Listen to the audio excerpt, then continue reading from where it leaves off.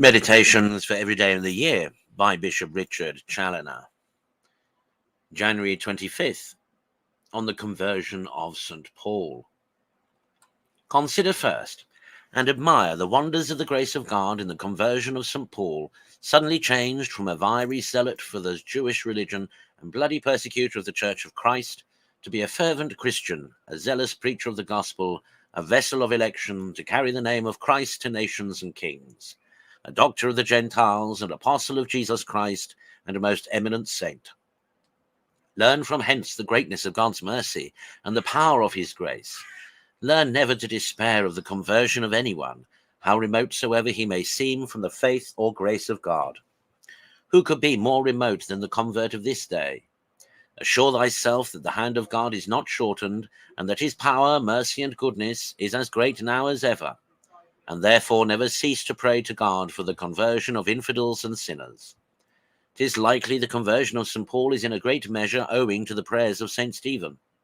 Join with the Church on this day in glorifying God and returning him thanks through Jesus Christ for the wonders of his mercy and grace in St. Paul and the many thousands that were brought through his preaching to the ways of truth and life. Consider secondly that the conversion of St. Paul is, by the Church, set before our eyes this day as a model of a perfect conversion, from which sinners may learn, 1. How readily they ought to correspond with the calls and grace of God inviting them home, 2. How they ought to yield themselves up entirely to him, and 3. What their lives ought afterwards to be in consequence of that distinguishing mercy which God has shown them in their conversion. Paul was no sooner called by the voice of Jesus Christ, but he presently obeyed the call and yielded himself up to be his forever. The prayer he then made was short in words, but very expressive of the perfect disposition of the soul in this regard, and of the sacrifice he desired to make of himself without the least reserve, to the holy will of him who called him Lord. Said he, "What wilt thou have me do?" As much as to say, "My heart is ready, O God, my heart is ready. Here I am prostrate at thy feet, desirous only to know and to do thy will. Send me where thou pleasest. Ordain concerning me what thou pleasest. I desire to be thine in life and death. I desire to have no exceptions at all to thy blessed will."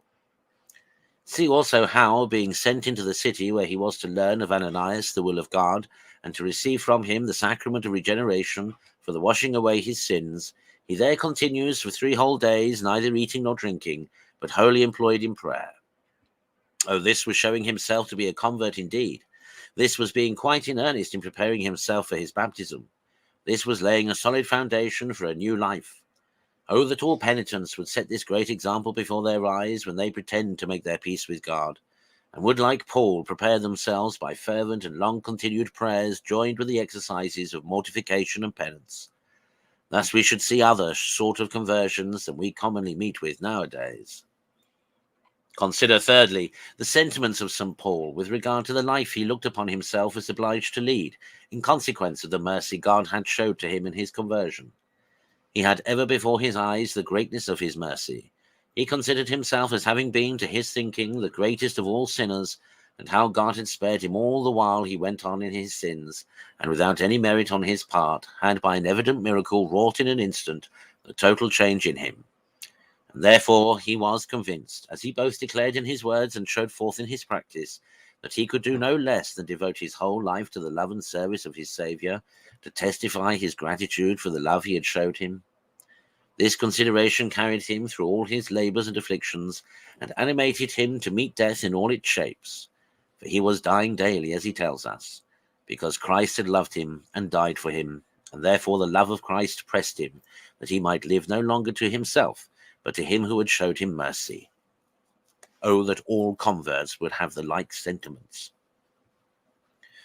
Conclude to learn to practice the lessons which St. Paul teaches you in his conversion, and in particular to have a great esteem of the grace of reconciliation and of that unspeakable mercy and love which God has shown you in receiving you again after you had fallen from him by sin.